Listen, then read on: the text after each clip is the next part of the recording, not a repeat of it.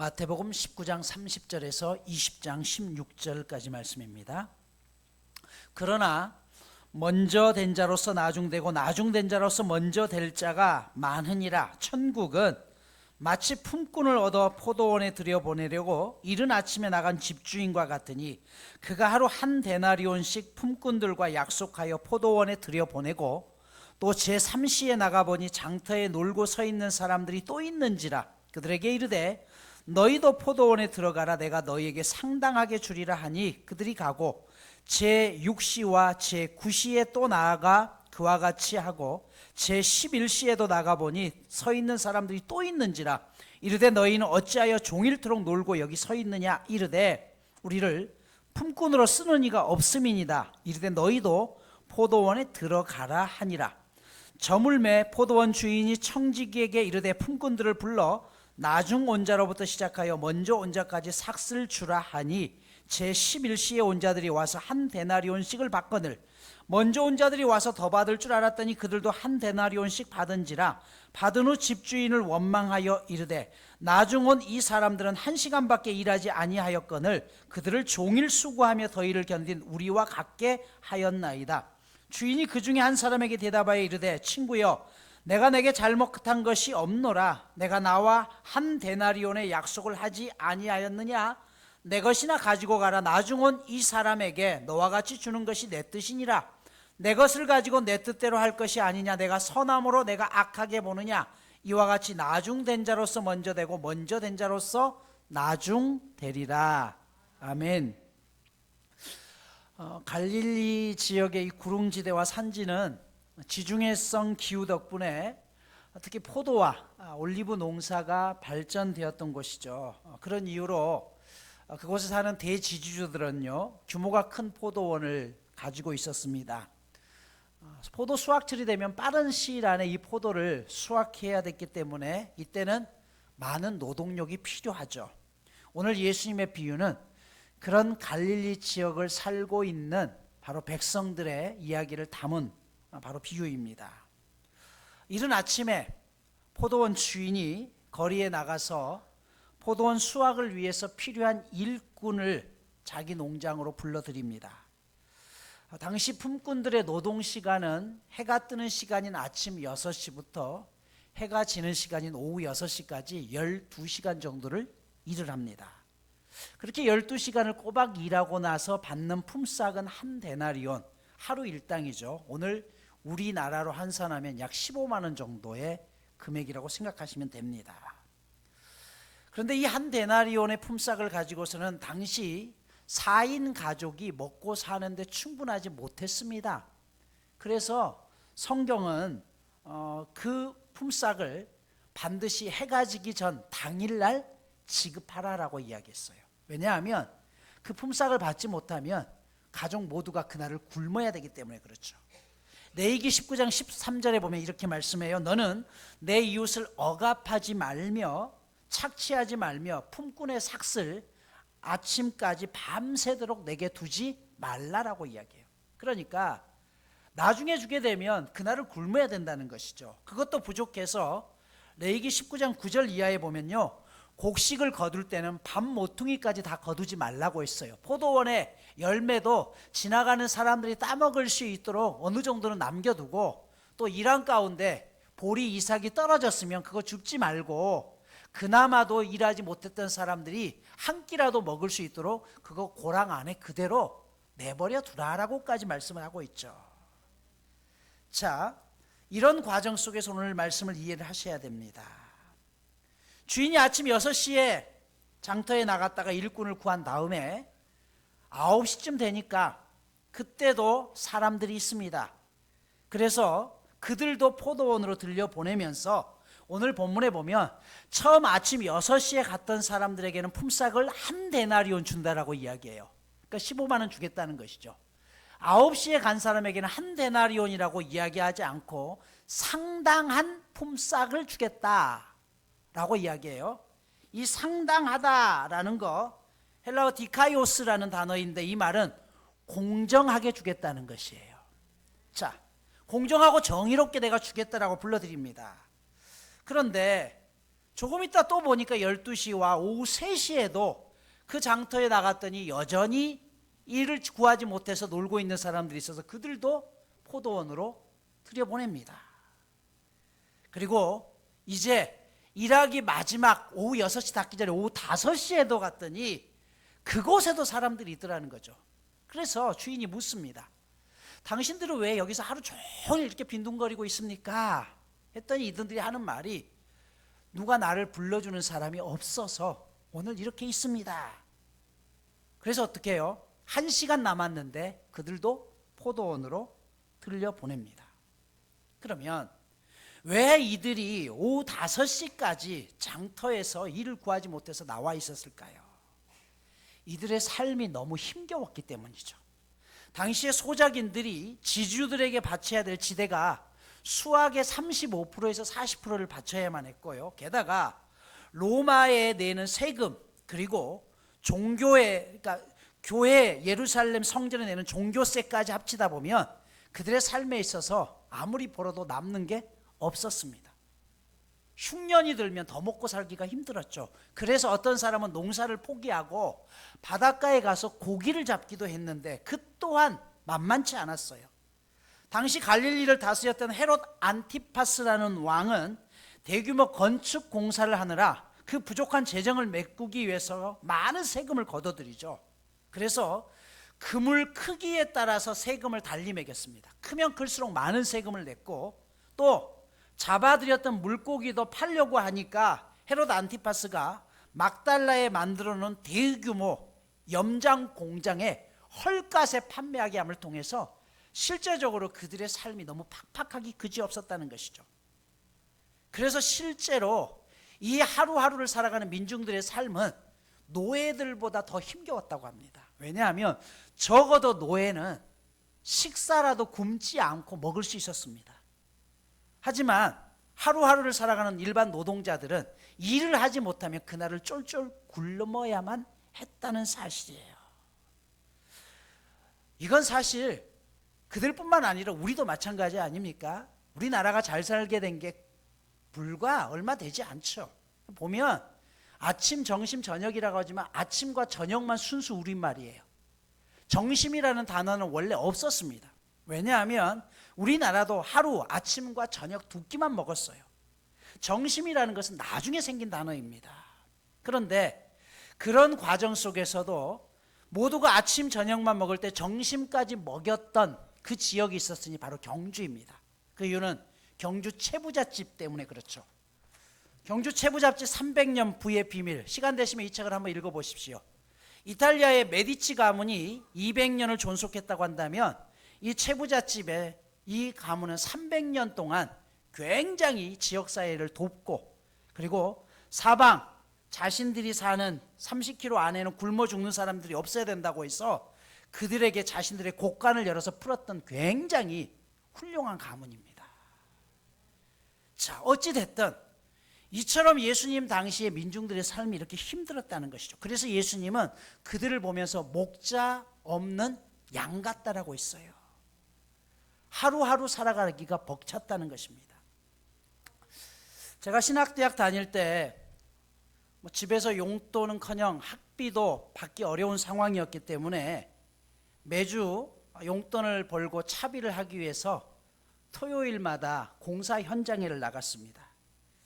신촌역 뒤쪽에 보면 창천동이라고 하는 곳이 있는데 그 창천초등학교 뒤쪽으로 가면 인력 소개소가 있어요. 그러면 새벽 5시쯤 가면 그날 이 잡부들이죠. 이런 사람들이 필요하면 소개서를 통해서 오면 이제 보통 현장이 아침 7시부터 일을 하잖아요. 그러면 먼저 처음에 기술이 있는 사람부터 먼저 불려 나갑니다.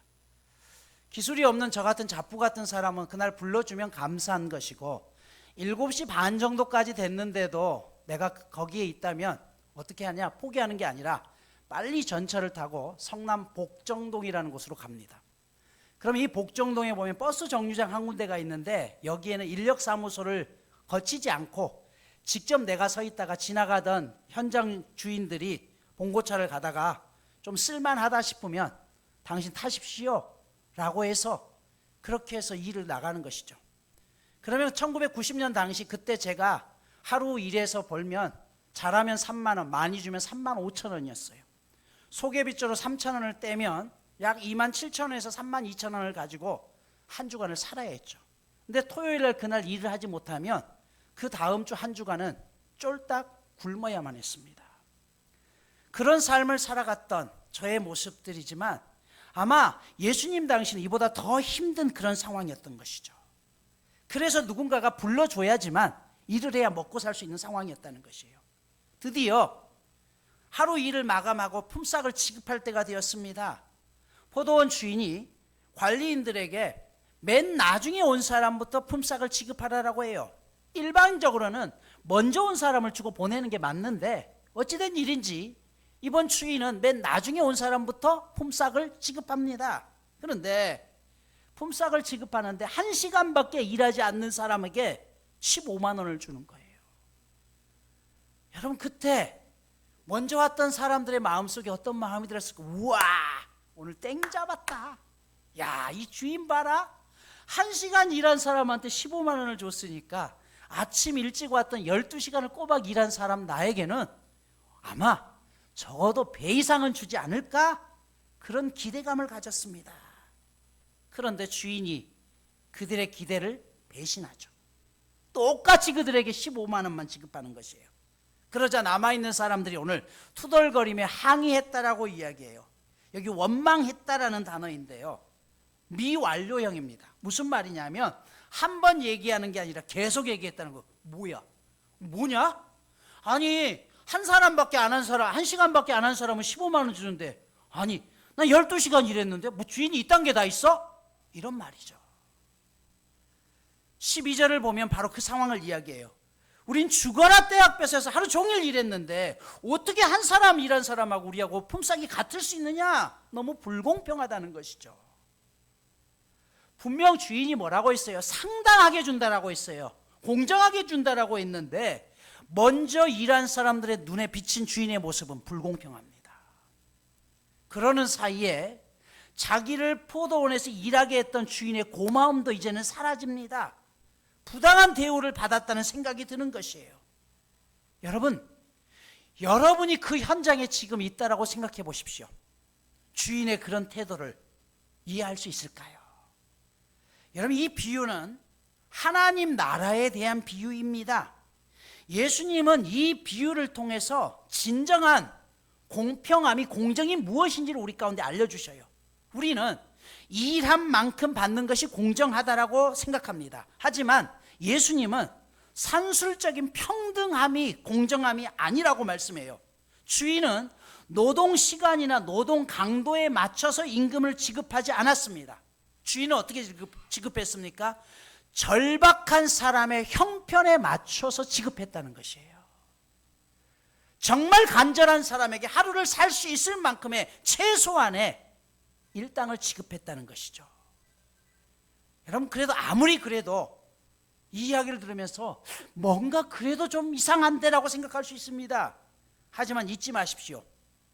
공정하다는 것이, 공정하지 않다는 것이 은혜와 자비의 본질입니다. 여러분, 은혜는 절대 공정하지 않습니다. 오늘 여러분들이 받은 구원을 한번 생각해 보십시오. 우리가 구원받을 수 있었던 것은 다른 사람보다 내가 더 나았기 때문에 구원받았나요? 아닙니다. 하나님의 절대적인 은혜예요. 내가 얼마만큼 간절하느냐에 따라서 그 구원을 똑같이 주어지지만, 정말 하나님께서 나를 살려주셨다는 감격이 있는 사람이 있는가 하면, 나 같은 사람은 당연히 뽑아야지. 그런 사람들에게 하나님의 구원의 은혜에 감격이 똑같이 느껴질까요? 아니라는 것이죠. 농장 주인이 나타나서 이렇게 말씀하죠. 13절 보면, 내가 네게 잘못한 게 없다. 나는 당신과 약속한 돈을 그대로 지급했다라고 이야기해요. 그러면서 16절에 나중된 자가 먼저 되고 먼저 된 자가 나중된 자라고 말씀합니다. 여러분, 본문을 읽을 때 이런 생각은 안 해보십니까? 좀 지혜롭게 주인이 처신했다고 한다면 먼저 온 사람들은 먼저 줘서 돌려보내면 나중 온 사람들은 더 고마워할 거 아니에요. 먼저 온 사람은 불평 없이 그냥 내 돈 받았으니까 갈 텐데 왜 주인이 거꾸로 나중 온 사람부터 돈을 지급해서 먼저 온 사람들에게 불평을 갖게 했느냐는 것이에요. 그 이유가 있습니다. 오늘 본문의 초점은 먼저 온 사람들을 향한 거예요. 여러분, 마태복음은 유대인들을 위한 복음서입니다. 그들은 먼저 구원받았다고 생각했어요. 하나님이 우리를 선택했다고 생각했어요. 그 공로의식을 버리라는 것이에요. 대표적인 베드로의 질문에 이런 생각이 담겨져 있죠. 마태복음 20장의 배경을 보면요, 마태복음 19장 27절에서 베드로가 이렇게 얘기해요. 주님, 우리가 모든 것을 버리고 주님을 다 쫓았는데 그러면 우리가 이 다음에 하나님 나라에 가서 무엇을 얻을 수 있습니까? 라고 물어요. 즉, 내가 이만큼 하나님 나라를 위해서 애쓰고 수고했는데 그때 나에게 뭘 주실 겁니까? 라고 묻는 것이죠. 그러자 주님께서 하신 말씀이 포도원 비유입니다. 이 비유를 통해서 분명하게 말씀합니다. 공로의식을 버리라는 것이에요.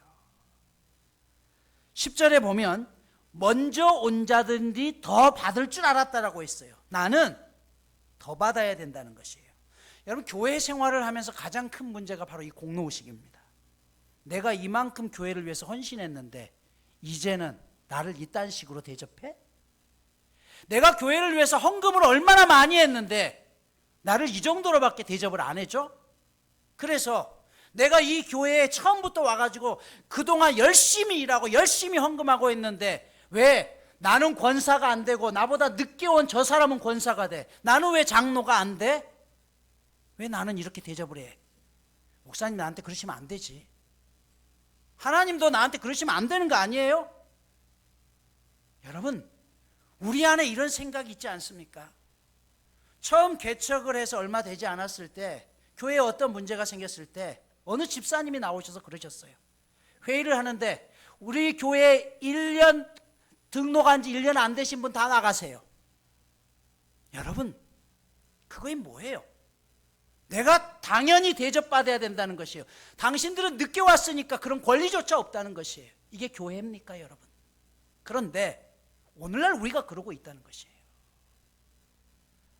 마태복음 18장의 시작은 하늘나라에서 누가 가장 큰 사람입니까? 라는 제자들의 질문으로 시작됩니다. 이 질문에는 숨겨진 전제가 있죠. 우리는 하나님 나라에 들어간다는 것이에요. 그러니까 분명하게 자격이 있고 누릴 권한이 있다는 것이에요. 스스로 자격이 있다고 생각하는 그들을 향해서 예수님께서 어린아이를 데려다가 불러서 놓고 이렇게 얘기를 합니다. 너희가 돌이켜서 어린아이와 같지 않으면 결단코 천국에 들어갈 수 없다라고 이야기해요. 그러면 여러분, 이 어린아이를 데려온 이유가 뭐예요? 순수해야 된다는 뜻이에요? 아니에요. 그런 뜻이 아닙니다. 어린아이는요, 누군가가 도움이 필요한 존재예요. 즉, 너가 천국에 들어갈 때 네 스스로 들어가는 것이 아니라 여전히 어린아이처럼 나는 하나님의 은혜로 하나님의 도움 아니면 들어갈 수 없다라고 생각하지 않으면 결단코 천국에 들어갈 수 없다는 것이죠. 나의 연약함을 아는 사람만이 절대로 다른 사람을 함부로 여기지 않습니다. 이어지는 18장 6절에서 뭐라고 이야기해요? 누구든지 한 작은 영혼, 한 영혼을 실족해 하는 자는 연자 맷돌을 메고 깊은 바다에 던지는 게 낫다라고 했어요. 이 연자 맷돌은 작은 맷돌이 아니라 큰 맷돌이에요. 그걸 메고 깊은 바다 속에 던지는 게 낫다는 것이에요. 실제로 로마 시대에 이런 형벌이 있었습니다. 오늘 본문에서 예수님은 우리의 출발점이 어디라고 했어요? 장터에서 놀던 자라고 했어요. 품꾼입니다. 말 그대로 하루 벌어서 하루 먹고 사는 사람이에요. 누군가 나를 불러주지 않으면, 내게 품삯을 주지 않는다고 하면 나는 굶을 수밖에 없는 존재였어요. 그렇다면 그렇게 불러준 우리에게 하나님 앞에 감사해야 될 우리가 공로의식 때문에 감사는커녕 불평을 하고 있지는 않느냐는 것이에요. 여러분, 이 이야기를 조금 바꿔봅시다. 5 식구인 가족이 돈을 벌기 위해서 장터에 나갔어요. 아침 일찍 아버지가 기술을 가지고 있었기 때문에 아버지가 먼저 불려서 포도원에 들어갑니다. 남은 가족들이 안도하죠. 오늘 아버지가 일하러 가셨으니까 우리가 좀 못 들어가도 오늘 하루 굶지 않겠다. 그러고 있는데 조금 있다가 아들이 큰아들이 불려가는 거예요. 일하고 있는데 아버지! 아들! 웬일이야? 주인이 저도 불러주셨네요. 잘했네. 이 가족들이 얼마나 안도할까요? 조금 더 있는데 둘째 아들이 와가지고 아버지, 형, 저도 왔어요. 우와, 오늘 우리 집 오늘 삼겹살 먹을 수 있겠네. 이야, 이 주인 정말 좋네. 그러고 있는데 오후에 엄마가 불려와요. 여보, 애들아, 와, 엄마도 왔네? 너무 좋다. 그러고 있는데 오후 5시 가장 연약한 비실비실 대는 딸이 왔어요. 오빠, 나도 왔지. 여러분, 만약 우리 가족 모두가 그 포도원에 들어와서 일할 수 있는 은혜를 얻었다고 한다면 그걸 보면서 어떨까요? 맨 나중에 왔던 누나에게 품삯이 지급되는데 한 3만 원 주려나? 했더니 15만 원을 줘요. 그렇게 모든 가족들이 모두에게 동일하게 그런 품삯이 지급되었는데도 그걸 보면서 우리가 불평하고 투정할 수 있을까요? 내가 덜 받은 게 아니잖아요. 먼저 왔던 사람에게 주인이 덜 지급한 게 아니에요. 분명 약속한 것을 지급했어요.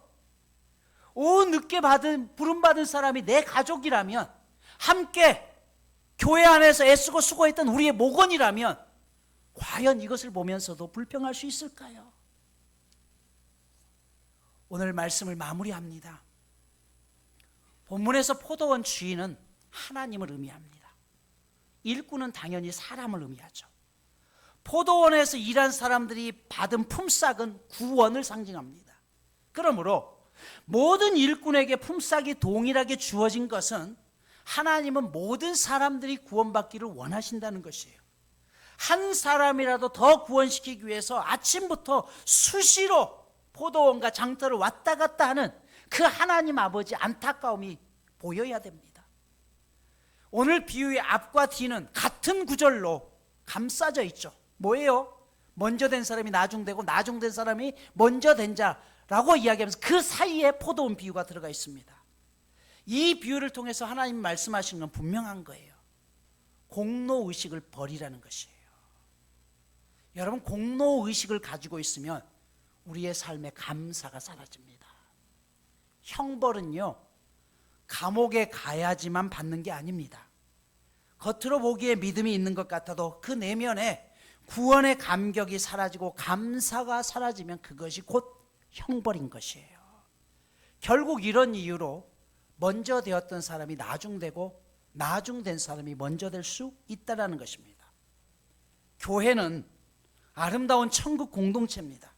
천국은 화려하고 부족함이 없어서 천국이 아니에요.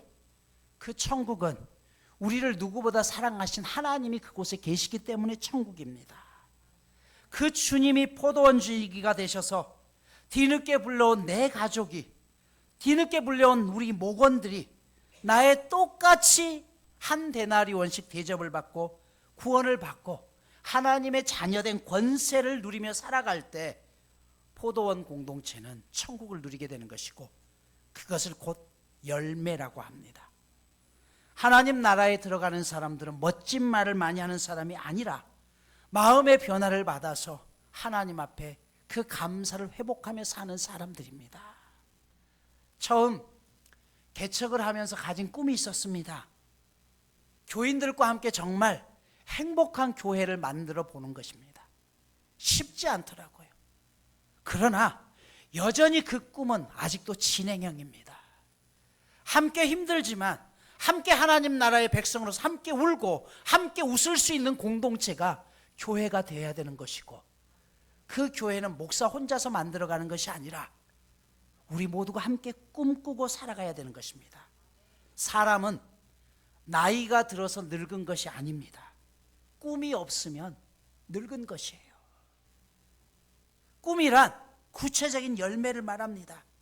교회의 규모의 크기는 사이즈로 결정되는 것이 아니라 하나님 앞에 그런 꿈을 꾸는 사람들이 많으면 그 교회는 젊은 교회고 그 교회는 하나님 보시기에 가장 큰 교회입니다. 저는 생명나무교회가 그런 믿음의 공동체가 될 수 있기를 축복합니다. 2018년 평창에서 동계올림픽이 열렸었죠. 이때 그동안 수면에 감춰져 있다가 수면 위로 부상해서 인기가 있는 종목이 있었죠. 여자 컬링입니다. 이 여자 컬링에서 나중에 결승에서 스웨덴에 8대3으로 져서 은메달을 땄지만 동계 기간 동안 가장 인기 있는 스포츠로 부각되죠. 경기 도중에 우리 팀의 스킵이었던 영미 친구는 마지막 스톤을 회전시켜서 상대편 가드 안쪽으로 넣어야지만 우승을 할 수 있는 그런 과정 속에서 고민을 합니다. 망설이는 그를 향해서 영미 동생이었는지 친구였는지는 모르지만 이런 말을 하죠. 언니, 그냥 던져요. 이 말은 무슨 말이에요? 언니가 던지면 우리가 열심히 빗자루질해서 저거 스톤 안으로 집어넣겠다는 거예요. 그러니 언니 포기하지 말고 던져! 우리 믿어! 여러분, 저는 교회 공동체도 그런 공동체가 돼야 된다고 생각해요. 목사님, 그냥 던지세요. 그럼 저희가 알아서 쓸게요. 그래서 하나님이 꿈꾸는 교회, 정말 주님과 함께하는 교회, 그런 교회 한번 만들어 보자고요. 그렇게 함께할 수 있다면 그 공동체가 가장 아름다운 공동체 아니겠습니까? 이번 주 미션입니다. 첫 번째로 불평하지 말고 감사의 언어를 해봅시다. 감사합니다. 고맙습니다. 사랑합니다. 하루에 3번씩 만나는 사람에게 얘기해 봅시다. 두 번째로 적극적으로 지지해 봅시다. 잘했어요. 엘리베이터 여러분 타고 내리실 때 누군가 타면 먼저 안녕하세요, 안녕히 가세요. 여러분, 이것이 우리가 이 땅 가운데 하나님의 나라를 펼쳐내는 것이에요. 하나님 나라의 공동체는 큰 것이 아니라 작지만 내가 속해 있는 그곳에서 큰 돈 들이는 거 아니고 큰 힘 드는 거 아니잖아요. 먼저 안녕하세요 인사해 주고 아유 잘하셨어요. 바로 그 일을 통해서 이 생명나무교회 공동체가 천국의 공동체가 되는 것이고 여러분의 가정과 직장이 천국의 공동체가 될 수 있음을 믿으시기 바랍니다. 하나님이 함께 하실 겁니다.